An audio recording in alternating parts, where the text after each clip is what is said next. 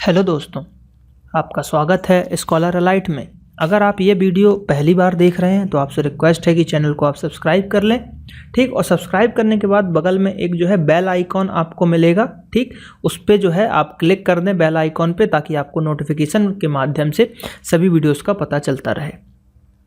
उसके बाद वीडियोज़ को देखिए, आप लाइक कीजिए, कॉमेंट कीजिए और सब्सक्राइब कीजिए और शेयर कीजिए अपने दोस्तों के साथ। चलिए, आज का जो हम पार्ट देखने जा रहे हैं, बायोलॉजी पार्ट 5 देख रहे हैं। पार्ट 4 ऑलरेडी अपलोडेड है, आप उसको देखिए, फिर पार्ट 5 को भी देखिए। पार्ट 4 में हमने ब्लड के बारे में बात की थी और रक्त परिसंचरण तंत्र के बारे में बात की थी।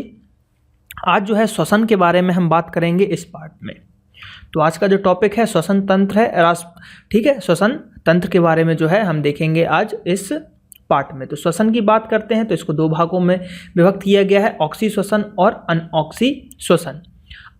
ऑक्सी श्वसन के अंतर्गत श्वसन की क्रिया विधि आएगी, जिसके अंतर्गत ब्रीथिंग आएगा आपका, ठीक है, श्वासोच्छ्वास, ठीक। इसको पढ़ने में थोड़ी सी प्रॉब्लम जाती है, लेकिन अगर आप हिंदी में पेपर देंगे तो आपको ये वर्ड्स याद रखने पड़ेंगे, ठीक। गैसों का आदान प्रदान जो है, गैसेस का जो एक्सचेंज वगैरह होता है वो देखेंगे। कोशिकीय श्वसन भी हम देखेंगे। फिर गैसों का आदान प्रदान के अंतर्गत की बात करें तो फेफड़ों में गैस कैसे आते हैं, ऑक्सीजन का परिवहन O2 का कैसे होता है, CO2 का परिवहन कैसे होता है, ये देखेंगे। और CO2 के अंदर फिर हम देखेंगे कि CO2 प्लाज्मा में घुल के क्या करता है, ठीक। उसके बाद आपका बाइकार्बोनेट के रूप में देखेंगे और कार्बोनेट के रूप में पूरी हम डिटेल्स को थोड़ा सा डिस्कस करेंगे। और फिर कोशिका के अंतर्गत बात करें तो इसके अंतर्गत ग्लाइकोलिसिस होता है, ठीक। फिर और जो है क्रेब्स चक्र होता है। तो इन सब में जो इंपॉर्टेंट चीज़ें रहेंगी इनको हम आगे डिस्कस करेंगे। चलिए, तो देखते हैं हम श्वसन के बारे में। तो शरीर के अंदर श्वास के रूप में वायु का निःश्वसन एवं उत्श्वसन जो होता है आपका, उसको करने वाले तंत्र को जो है श्वसन तंत्र कहते हैं या कहलाते हैं। इसके अंतर्गत कंठ की बात करें, एपिग्लॉस्टिक की बात करें, श्वास नली की बात करें, श्वसनी की बात करें, फेफड़ों की बात करें, तो ये सभी जो है इसके अंतर्गत आ जाते हैं। ये शरीर के सभी तंत्र जो है मुख्यतः वायु मार्ग का जो है कार्य करते हैं। बात करते हैं हम एपिग्लॉस्टिक की, तो ये भोजन निगलते समय श्वास मार्ग को बंद कर देता है, जिसको हम बोलते हैं ना कौवा या घिर्री बोला जाता है लोकल लैंग्वेज में। तो ये इसका काम यही होता है कि वहाँ पे एक श्वास की जो होल होता है, जब खाना हम खाते हैं तो उसको वो बंद कर देता है।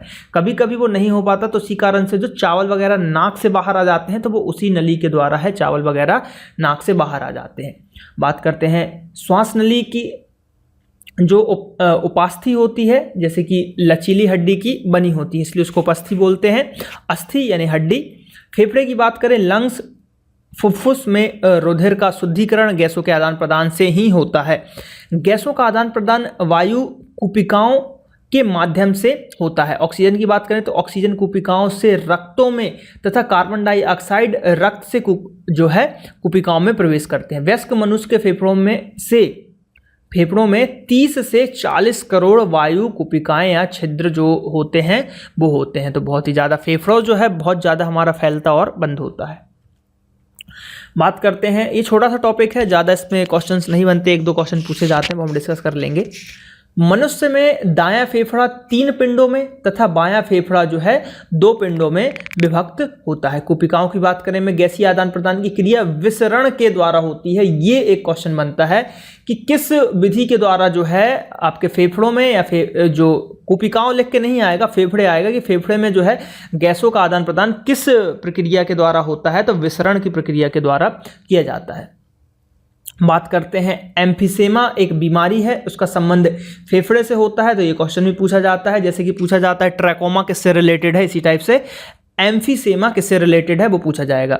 ये बीमारी अधिक सिगरेट पीने से होती है, जिसमें फेफड़ों की कुपिकाएं क्षतिग्रस्त हो जाती हैं और गैसीय आदान प्रदान की क्रिया प्रवाहित होती है। तो भैया कृपया जो लोग सिगरेट पी रहे हैं तो छोड़ दें, निकोटेक्स अपनाएं। मैं उसका ऐड नहीं कर रहा हूं, लेकिन आपको बता रहा हूं, च्युइंगम अपनाएं और जल्द से जल्द सिगरेट को छोड़ दें। बात करते हैं फेफड़ों की, तो फेफड़ों की सुरक्षा हेतु इनके ऊपर प्ल्यूरा नामक झिल्ली पाई जाती है, जो कि फेफड़ों की सुरक्षा करती है। बात करते हैं हम श्वसन की, तो ग्लूकोज के ऑक्सीकरण के द्वारा उत्पन्न ऊर्जा को श्वसन कहा जाता है। श्वसन जीवों में 24 घंटे चलने वाली एक प्रक्रिया है। श्वसन के प्रकार, श्वसन दो प्रकार के होते हैं, ऑक्सी श्वसन और अनऑक्सी श्वसन। बात कर लेते हैं हम ऑक्सी श्वसन की। तो ऑक्सीजन की उपस्थिति में ग्लूकोज का पूर्ण जारण या जारण ऑक्सी श्वसन कहलाता है, यानी कि ग्लूकोज की उपस्थिति में जो श्वसन होता है उसको हम ऑक्सी श्वसन कहते हैं। और ऑक्सी श्वसन की क्रिया में 38 एटीपी के रूप में जो है ऊर्जा उत्पन्न होती है। तो यही क्वेश्चन पूछा जाता है कि ऑक्सी श्वसन के दौरान कितनी ऊर्जा मिलती है, तो 38 एटीपी के रूप में ऊर्जा मिलती है। बात करते हैं ऑक्सी श्वसन की क्रिया कोशिका द्रव्य और माइटोकॉन्ड्रिया के अंतर्गत भी होती है। हमने जब पहला पार्ट देखा था तो उसमें मैंने बताया था कि माइटोकॉन्ड्रिया, जिसको हम पावर हाउस के नाम से जानते हैं, उसमें भी जो है श्वसन होता है। तो शरीर के अंतर्गत माइटोकॉन्ड्रिया के अंतर्गत भी श्वसन होता है, ये मैंने आपको बताया हुआ था। बात करते हैं कोशिका द्रव्य की। तो कोशिका द्रव्य में ग्लाइकोलिसिस क्रिया के द्वारा ग्लूकोज पायरुविक अम्ल में तोड़ा जाता है। ये क्वेश्चन बहुत आईएमपी है कि ग्लूकोज को मतलब किस अम्ल में तोड़ा जाता है, तो पायरुविक अम्ल में तोड़ा जाता है। इस विखंडन के दौरान 2 एटीपी की जो है ऊर्जा उत्पन्न होती है। ग्लाइकोलिसिस की बात करें तो इस क्रिया को ऑक्सी और अनऑक्सी श्वसन का कॉमन स्टेप माना जाता है, यानी कि लगभग ये दोनों में ये क्रियाएं होती हैं। क्रेब्स चक्र की बात करें तो क्रेब्स चक्र की क्रिया माइटोकॉन्ड्रिया के अंदर संपन्न होती है। क्रेब्स चक्र के दौरान पायरुविक अम्ल कार्बन डाइऑक्साइड और जल के रूप में विखंडित होती है। तो ये अम्ल जो कि यहाँ पे बन रहा था, अब वो CO2 और जल के रूप में जो है विखंडित हो जाएगा क्रेब्स चक्र के दौरान। और क्रेब्स चक्र कहाँ हो रहा है, माइटोकॉन्ड्रिया में। इस विखंडन के दौरान 36 एटीपी, जैसा कि मैंने बताया था, माइटोकॉन्ड्रिया में 36 एटीपी की जो है ऊर्जा निकलती है। तो यहाँ पे भी 36 निकलेगी और 38 जो है यहाँ पे निकल रही थी के रूप में ऊर्जा जो है उत्पादित होती है। पायरुविक अम्ल की बात करते हैं तो अम्ल का विखंडन जो है ऑक्सीजन की उपस्थिति और अनुपस्थिति दोनों में होता है, यानी कि इसके लिए ऑक्सीजन की जरूरत नहीं है, दोनों में ही ये अपना काम कर लेता है। जब मनुष्य अधिक कार्य करता है तो मांसपेशियों में ऑक्सीजन के अभाव में पायरुविक अम्ल का विखंडन लैक्टिक अम्ल और कार्बन डाइऑक्साइड यानी कि CO2 में हो जाता है। लैक्टिक अम्ल के जमाव के कारण मांसपेशियों में दर्द होता है। एक क्वेश्चन पूछा जाता है कि जो दूध में जैसे लैक्टिक अम्ल पाया जाता है, ज़्यादा अधिक दूध पीने से भी थकान या आलस आता है, तो यही है लैक्टिक अम्ल जब ज़्यादा काम करते हैं तो मांसपेशियों में जो लैक्टिक अम्ल जम जाता है, जिससे दर्द होता है और थकान महसूस होती है। बात करते हैं हम अनऑक्सी श्वसन की। ठीक, तो अनऑक्सी श्वसन के अंतर्गत क्या होता है, ऑक्सीजन की अनुपस्थिति में ग्लूकोज का ऑक्सीकरण या जारण जो है अनऑक्सी श्वसन कहलाता है, यानी कि इसमें जो है ऑक्सीजन के बिना यहाँ पे श्वसन की क्रिया हो रही है। मांसपेशियों में दर्द का कारण संबंधित कोशिकाओं में ऊर्जा की कमी को भी माना जाता है, क्योंकि अनऑक्सी श्वसन की क्रिया में 2 एटीपी के रूप में ही ऊर्जा उत्पादन होती है, जबकि ऑक्सी श्वसन के अंदर कितनी हो रही थी, 38 एटीपी की जो है ऊर्जा मिल रही थी। तो 38 एटीपी और 2 एटीपी में बहुत डिफरेंस है, 36 एटीपी का डिफरेंस हो जाता है। जब अनऑक्सी श्वसन की क्रिया जीवाणु और कवक में होती है तो इसे किण्वन या फ्रेगमेंटेशन की जो विधि बोलते हैं ये होता है। किण्वन क्रिया के दौरान जो किण्वन है या फ्रेगमेंटेशन क्रिया है, इसके दौरान शराब सिरके का जो है निर्माण किया जाता है। थोड़ा सा खट्टापन आ जाता है इसके कारण और जो है ये फूल जाते हैं। सड़ने की क्रिया जो बोलते हैं ना, इसी को बोला जाता है। अब बात करते हैं हम ब्रीथिंग की, बात कर लेते हैं। तो इसके अंतर्गत अगर हम बात करें तो सामान्यतः सांस लेने की क्रिया को जो है ब्रीथिंग कहा जाता है। इस क्रिया में ऊर्जा का उत्पादन नहीं होता, सिर्फ आपने ऑक्सीजन ली, O2 जो है आपने ली और CO2 छोड़ दी, तो इस क्रिया को जो है ब्रीथिंग कहा जाता है। बात करते हैं वायुमंडलीय ऑक्सीजन का फेफड़ों में ग्रहण करना और शरीर के विभिन्न भागों में आई हुई कार्बन डाइऑक्साइड को वायुमंडल में मुक्त करने की क्रिया जो है ब्रीदिंग कहलाती है। श्वसन क्रिया की शुरुआत डायफ्राम के क्रियाशील होने से होती है। श्वसन के दौरान सर्वाधिक मात्रा में नाइट्रोजन गैस लगभग 78% ग्रहण की जाती है और सबसे ज्यादा नाइट्रोजन 78% छोड़ी भी जाती है। यानी कि कुल मिला के बात यह हुई कि शरीर नाइट्रोजन को डायरेक्ट एक्सेप्ट नहीं करता, जितनी नाइट्रोजन हम अंदर लेते हैं वो उतनी की उतनी बाहर आ जाती है। ऑक्सीजन की बात करते हैं तो ऑक्सीजन 21% ग्रहण की जाती है तथा 16% छोड़ी जाती है। यानी कि आपने 21% लिया, 5% एब्जॉर्ब हो गया और 6% छोड़ दिया, ऐसा 16% छोड़ दिया, ऐसा हुआ क्या, तो ये क्रिया हुई। बात करते हैं कार्बन डाइऑक्साइड की, तो 0.03% वातावरण में इतनी ही मात्रा में है, ग्रहण की जाती है तथा 4% छोड़ी जाती है। बढ़ कैसे गई, अंदर जो क्रियाएं होती हैं उससे CO2 बाहर निकलती है। गहरी सांस लेने पर 3.5 लीटर गैस ग्रहण की जाती है, समझे।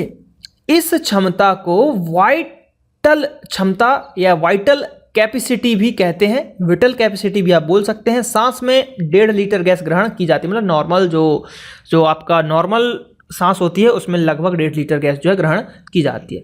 बात करते हैं जिसे टाइडल क्षमता भी कहा जाता है या टाइडल कैपेसिटी। तो क्वेश्चन यहाँ से बनेगा कि वाइटल कैपेसिटी में कितनी गैस ली जाती है और टाइडल कैपेसिटी में कितनी गैस ली जाती है। तो वाइटल में आपको 3.5 लीटर और टाइडल की बात करें तो उसमें 1.5 लीटर।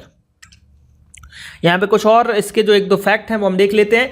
1.5 लीटर गैस फेफड़ों में प्रत्येक दशा में बनी रहती है, जिसे रेसिडुअल क्षमता भी कहते हैं। फेफड़ों की गैस धारण करने की अधिकतम क्षमता 5 लीटर है, यानी कि 5 लीटर तक गैस जो है अधिकतम फेफड़े हमारे रख सकते हैं। लेकिन जो नॉर्मल 1.5 लीटर रहता है, इसीलिए कभी कभी जब पानी में आप डूब जाते हैं तो लोग कहते हैं कि पानी में डूबने के बाद भी आधे घंटे तक व्यक्ति जीवित रह सकता है, कि जो फेफड़े में 1.5 लीटर वायु है उसका उपयोग होके।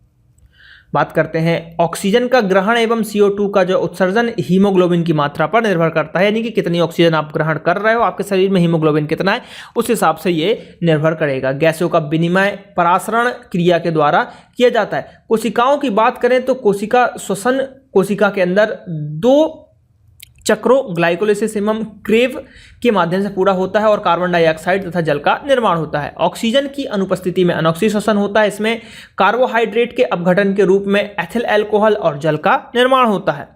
अधिक परिश्रम है ये, अधिक परिश्रम करने पर लैक्टिक एसिड का निर्माण होता है, जिससे थकान महसूस होती है। कार्बन डाइऑक्साइड का संवहन मुख्यतः बाइकार्बोनेट के द्वारा होता है, HCO3 के रूप में होता है। तो ये आपको याद रखना है कि कार्बन डाइऑक्साइड का जो है बाइकार्बोनेट के रूप में ऑक्सीकरण बाइकार्बोनेट के रूप में जो है इनका संवहन होता है। हीमोग्लोबिन की अनुपस्थिति में भी रुधिर 2% ऑक्सीजन का आदान प्रदान करता है, यानी कि हीमोग्लोबिन ना होने के बावजूद भी 2% ऑक्सीजन का आदान प्रदान ब्लड जो है आपका आदान प्रदान हो सकता है। तो यहाँ पे जो है इस पार्ट में हमने देखा श्वसन, इस पे ज़्यादा क्वेश्चन नहीं बनते, 1 से 2 क्वेश्चन बस बनते हैं, जो कि मैंने इसमें क्लियर कर दिया है। तो अब आपका काम है कि ज़्यादा से ज़्यादा चैनल को सब्सक्राइब करें। फेसबुक पेज जो है www.facebook.com/scholarlight, इसको भी लाइक करें और 8815062343 इस पर आप पेटीएम के माध्यम से गुरु दक्षिणा अगर देना चाहते हैं तो आप दे सकते हैं। ठीक, गुरु जी को आप जो भी कुछ दक्षिणा देना चाहे आप दे सकते हैं पेटीएम के माध्यम से, और नहीं देना चाहते तो भी कोई प्रॉब्लम नहीं है। फ्री एजुकेशन का जो है आप लाभ हमेशा उठा पाएंगे। मैं इसी तरह से जो है फ्री वीडियोस आपको ऑलवेज प्रोवाइड कराता रहूँगा। तो चलिए मिलते हैं अगले पार्ट में। धन्यवाद।